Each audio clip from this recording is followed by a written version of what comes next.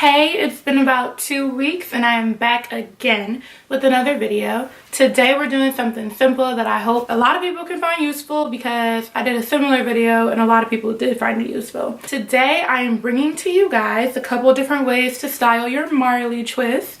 Last time I did 10 different ways to style your box braids. Lately I've been getting twists a lot more than box braids, but the same deal. Like after a while you see a lot of people that have twists, you're like, oh, like everybody has my hairstyle. Or you're like me right now and it's been like a month in and your twists are starting to get a little raggedy and you need to disguise how raggedy they are. So styling them is the perfect way to make yourself stand out a little bit, be different, and as well as masking how old your twists are. If you aren't already a subscriber, make sure you hit that subscribe button. Also, check out the 10 ways to style box braids. It's over here, I never know. And if you are already a subscriber, I want to thank you from the bottom of my heart. I appreciate every single view that you guys give, every like, every comment. I love the active subscribers, so thank you all for the constant support. With that being said, let's just get right into the video.